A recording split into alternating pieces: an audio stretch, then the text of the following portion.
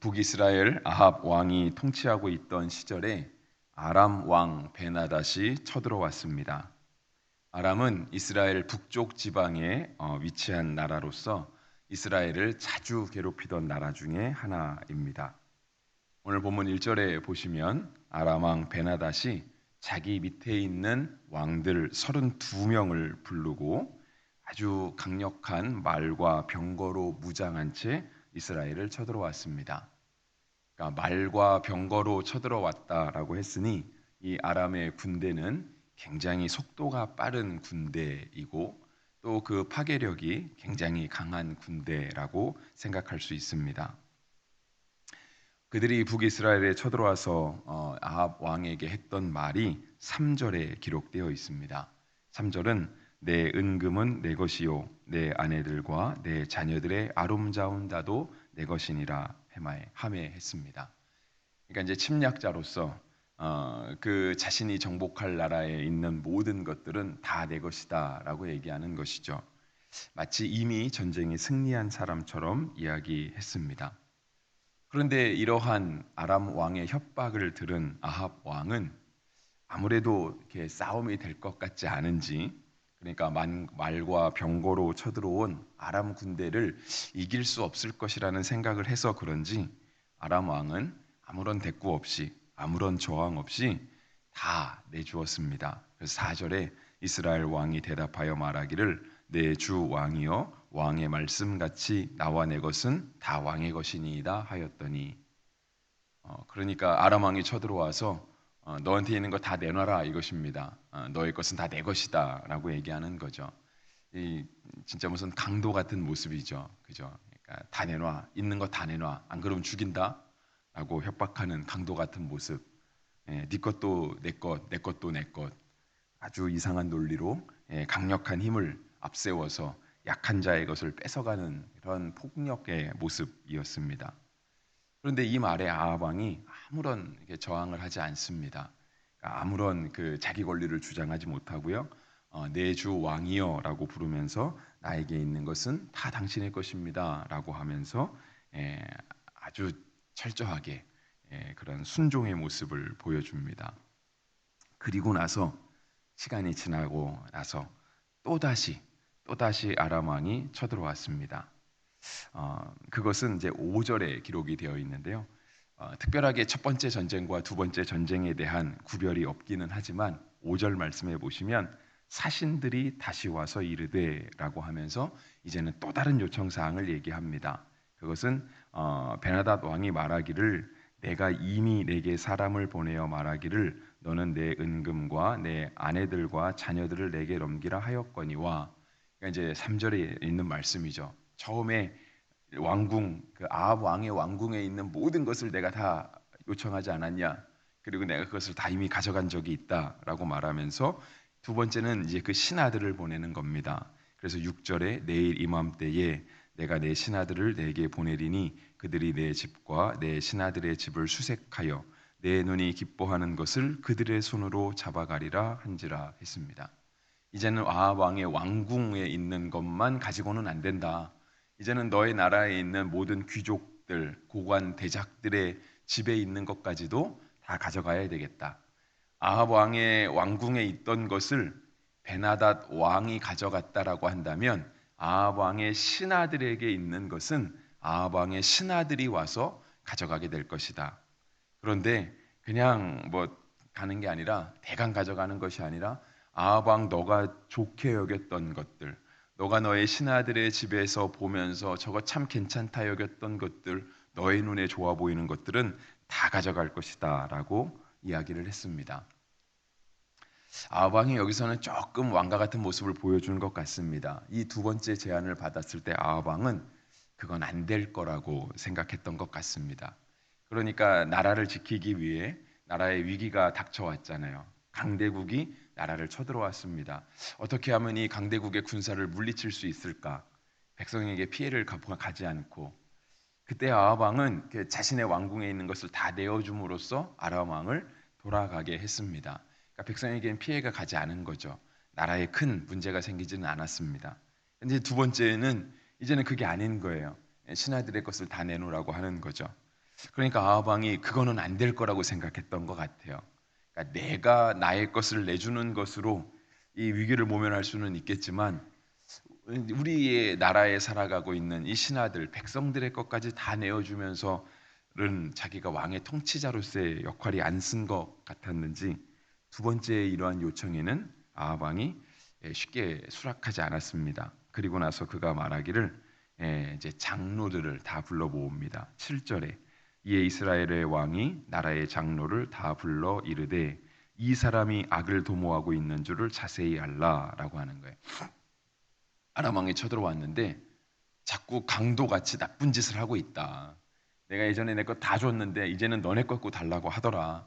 이 사람이 하고 있는 것은 악한 행동이다라고 이야기를 하는 거죠.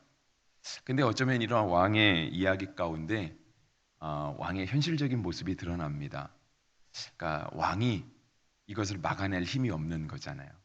왕이 만약에 이 아람 왕의 두 번째 요구, 아람 왕의 어떤 침략 전쟁들을 막아낼 힘이 있었다라고 한다면 굳이 백성들의 장로들을 다 모으면서 저 사람이 진짜 나빠라고 얘기하진 않겠죠. 자기가 막아내면 되잖아요. 전쟁에 승리한 만큼 왕권이 공고한 왕도 없지 않습니까? 아람 왕의 군대를 만약에 아합 왕이 다 물리쳐냈어요. 아합 왕의 그 왕권은 이제는 어디도 비길 수가 없는 거죠.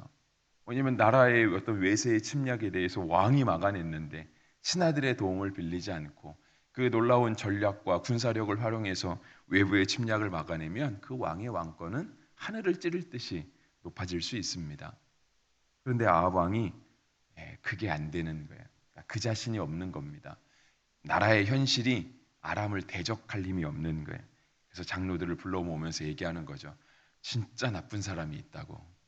정말 나쁜 나라가 있어서 우리나라를 괴롭히고 있다라고 백성의 장로들에게 얘기했던 것입니다.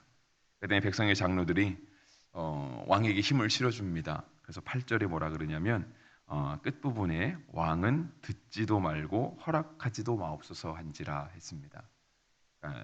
못 들은 척 하십시오. 그것입니다. 한번 싸워 봅시다. 그것입니다. 악을 행하고 있다면 더 이상 행악자가 악을 행하지 못하도록 우리가 막아내야 되지 않겠습니까? 힘을 모아 봅시다. 라고 하는 이런 신하들의 반응이 있었습니다. 이 싸움의 결론은 토요일까지 이어집니다. 결론만 말씀드리면 북이스라엘 나라가 이깁니다. 그런데 이기는 그 승리에 있어서는 이러한 장로들이 힘을 보태서가 아니고 하나님의 전적인 도우심 가운데 북이스라엘이 정말 대승을 거두게 됩니다. 오늘 본문은 이제 12절까지인데요. 아합은 하나님이 택하신 백성 이스라엘의 왕이었지만 행동하는 것만 봐서는 아마 하나님을 전혀 모르지 않나라고 하는 느낌을 들 정도로 하나님과는 아무런 상관없는 사람처럼 행동합니다. 그러니까 누군가가 자기의 올건을 뺏어가려 그래요. 하나님께 묻지 않습니다. 하나님께 도움을 구하지 않아요. 심지어는 그 나라가 다시 쳐들어와서 백성의 것도 뺏어가겠다.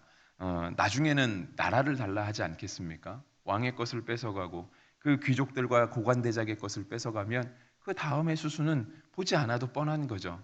너네 나라를 내놔라. 근데 그럼에도 불구하고 아합 왕은 전혀 하나님을 찾지 않습니다. 우리가 새벽 예배를 통해서 계속 바라보는 것처럼 아합은 이세벨이라고 하는 그런 시돈의 공주와 결혼했습니다. 그리고 그 이세벨 왕비를 기쁘게 해주기 위해서 바알과 아세라의 신상을 세우고 그들에게 제사할 수 있는 신전을 그 나라에 여러 군데 세워 놓았습니다. 그렇다라고 한다면 가서 바알과 아세라에게 구하기라도 하든가 하면 좋을 텐데 왜냐하면 하나님을 버리고 이방의 공주와 결혼을 한 거잖아요.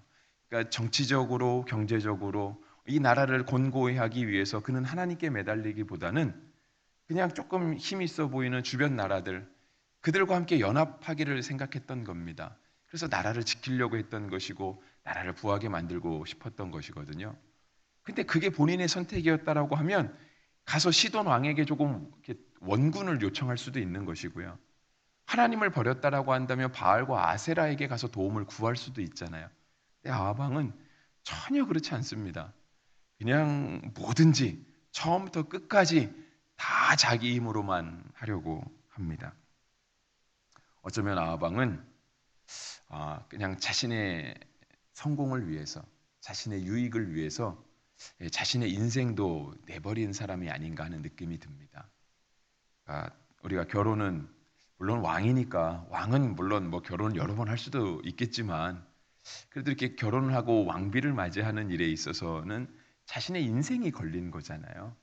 우리가 이렇게 아무나 만나서 아무나 살거나, 우리 옆에서 누가 결혼한다고 할 때, 우리 자녀가 결혼한다고 할 때 그렇게 대수롭지 않게 결혼을 넘기는 사람은 없잖아요.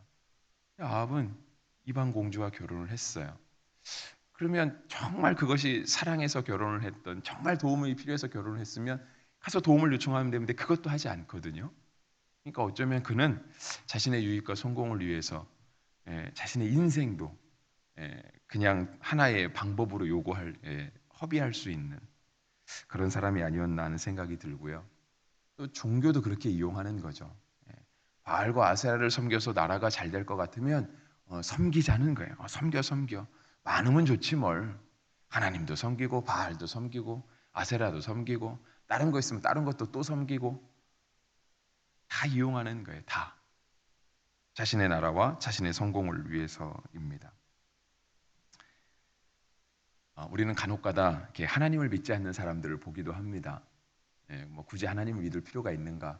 내가 별 문제 없이 잘 살고 있는데, 그리고 우리 인생에 어려움이 있어서 하나님께 도움을 구해도 하나님이 잘 안 도와주는 것 같은데, 왜냐하면 예수님 믿는 사람들 보면 예수님 믿는 사람들이 다 세상 사람들이 보기에 건강하거나 행복하거나 돈이 많거나 출세하거나 자녀들이 잘 되거나 꼭 그런 건 아니잖아요.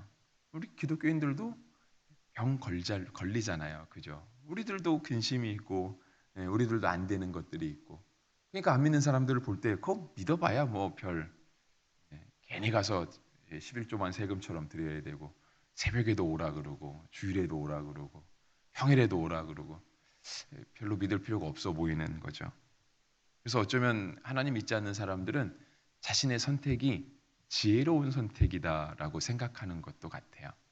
왜냐면 나는 내 나름대로 행복하게 살고 있다 이거죠. 나는 내 하고 싶은 거 다 하는 거예요. 그리고 필요하면 교회도 갑니다.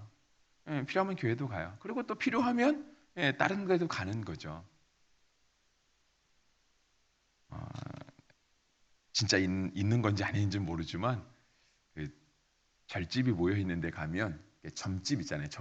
점집이 모여 있는 데를 가면 기독교인 우대라고 붙은 것도 있다 아는 사람 말도 하더라고요.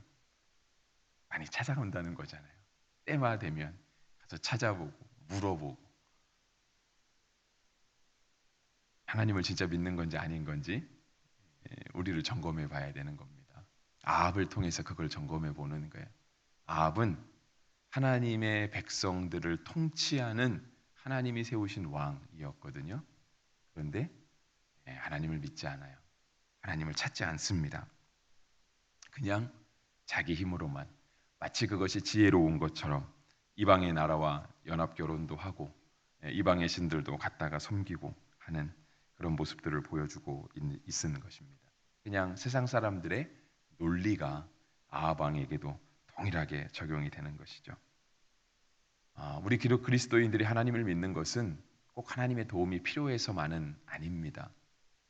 하나님의 도움이 필요하다라고 한다는 것에만 우리의 신앙을 제한한다면 우리가 하나님을 창조주로 모실 필요도 없고요. 우리가 하나님을 아버지로 고백할 필요도 없습니다. 그냥 때마다 도움이 있을 때만 오면 되는 거예요. 굳이 매주일 예배를 안 드려도 될 수 있습니다. 매번 헌금을 드리지 않아도 돼요. 필요할 때만 찾아오고 필요할 때만 드리면 됩니다. 근데 우리는 우리 스스로도 그러한 신앙이 좋은 신앙이라고 생각하지 않습니다. 우리가 오늘 그리스도인이 되어 하나님을 믿고 또 예수님을 또 우리의 구주로 고백하는 것은 그분이 우리를 지으셨다라는 걸 고백하고요. 예수님께서 우리를 위하여 피 흘려 돌아가신 것을 우리가 고백하는 거예요. 우리가 그분을 예수 그리스도를 우리의 구주로 고백하는 거거든요. 그리고 그분이 우리의 삶을 완전히 떠나 계신 것이 아니라 오늘도 하나님의 거룩한 영, 성령님께서 우리의 삶을 주관하고 계신다라고 하는 것을 믿음으로 고백하는 겁니다. 그러니까 우리가 이 아침에 여기 나와 있는 거예요. 남들보다 조금 일찍 일어나서 남들은 이 아침에 다른 일을 함으로써 하루를 시작할 수 있지만 우리는 하나님의 앞에 나와서 하나님 말씀 듣고 하나님께 기도함으로 하루를 시작하는 거예요. 왜냐하면 하나님께 도움만 구하는 것이 아니라 하나님이 우리의 주인이십니다. 하나님이 우리의 인생의 참된 주인이십니다. 그것을 고백하는 믿음으로 나오는 것이죠. 물론 사람은 연약함 때문에 주님께 도움을 구하기도 합니다. 그거는 그냥 겉으로 보이는 외형일 뿐입니다. 왜냐하면 우리의 마음에 있는 참된 중심은 잘 드러나지 않잖아요. 이걸 그렇다고 계속해서 떠벌리고 다닐 수는 없잖아요. 우리가 길 가면서 주님은 나의 주인이십니다. 이거 맨날 고백하며 다니진 않잖아요. 저는 그렇게 전도하는 사람들을 잘 못 봤습니다. 우리가 예전부터 이렇게 무리를 일으키면서 했던 전도는 뭐냐면 예수 천당 불신 지옥이었거든요. 예수 믿으면 천당 가고 안 믿으면 지옥 간다. 결국은 도움을 구하는 모습 아닙니까? 예수님 믿으면 다 잘 돼. 예수님 믿으면 안 믿으면 아무것도 안 돼. 그것만 드러나는 거예요. 그것만. 그래서 솔직히 그것만 드러나는 모습이 꼭 잘못됐다라고 말할 수는 없어요. 왜냐하면 사람이 잘 되는 것도 사람이 잘 안 되는 것도 그건 외형을 통해서 드러나게 돼 있거든요. 중심은 잘 드러나지 않으니까. 그래서 어쩌면 그런 외형이 드러나는 것이 꼭 잘못된 신앙이라고 말할 수는 없지만 우리의 참된 신앙은 그것만 가지고는 안 된다라고 하는 거예요. 만약에 그것만 가지고 할 거라면 아합의 모습과 우리의 모습은 전혀 다를 게 없는 거예요. 어떻게든 어려울 때 가서 구하는 겁니다. 누구에게 가서 구하든 어려움만 해결되면 돼요. 심지어 내 것을 다 내주어서 어려움이 해결된다면 그렇게 어려움도 해결할 수 있습니다. 아합의 모습이 있는 거예요. 근데 우리의 신앙은 거기에 그치지 않는다라고 하는 것입니다. 한 부흥사 목사님이 진짜 설교를 잘하시고 아주 놀라운 일들을 많이 행하시는 부흥사 목사님이 한 교회에 가서 부흥회를 인도하셨다라고 해요. 그래서 정말 은혜롭게 부흥회를 한 것이죠. 이제 부흥회가 끝났을 때 한 성도가 와서 목사님께 물었다라고 합니다. 목사님 그렇게 신령하시고 정말 영적인 분이신데 목사님, 목사님의 미래는 어떻게 되실 것 같습니까? 목사님의 앞으로의 삶은 어떻게 될 것 같습니까? 물어봤다라는 거예요. 실제로 묻고 싶은 건 그죠? 저는 어떻게 되겠습니까? 그걸 묻고 싶었겠죠, 그죠? 왜냐면 자신의 미래를 알아야 남의 미래도 얘기해 줄 수 있을 테니까요. 근데 목사님이 그렇게 얘기하셨대요. 미래 모릅니다. 우리가 어떻게 앞일을 알 수 있겠습니까? 일이 잘 될지 안 될지, 앞으로 우리가 건강할지 안 건강할지, 우리 자녀가 좋은 대학을 갈지 안 갈지, 결혼을 할지 안 할지, 우리는 알 수 없어요. 그렇게 대답하셨대요. 난 모른다고. 근데 이어서 대답하신 말에 핵심이 있습니다. 우리는 우리의 미래는 모르지만 우리의 미래를 누가 주관하시는지는 알고 있습니다. 라고 하는 대답을 했다라는 거예요. 그렇죠. 우리는 우리의 미래 모릅니다. 누가 도와줄지 몰라요. 우리의 어려움이 언제 해결될지 모르고 우리의 기도가 언제 응답될지 모릅니다. 근데 하나는 분명하죠. 우리의 삶을 주관하시는 분이 있어요. 우리의 기도를 들으시는 분이 있습니다. 그분이 확실하게 우리의 삶을 주관하시고 확실하게 우리의 기도를 들으신다는 것은 알아요. 그리고 그분의 뜻대로 우리의 삶을 통치하시며 다스리시는 것이죠. 이러한 하나님 앞에 우리가 가지는 신앙은 어쩌면 다니엘의 세 친구와 같은 신앙이 가장 적합한 합당한 신앙일 것입니다. 다니엘의 세 친구는 느부갓네살 왕이 신상에 절하라 그래도 절하지 않았습니다. 그러면서 우리가 그 신상에 절하지 않아도 하나님이 살려줄 거라고,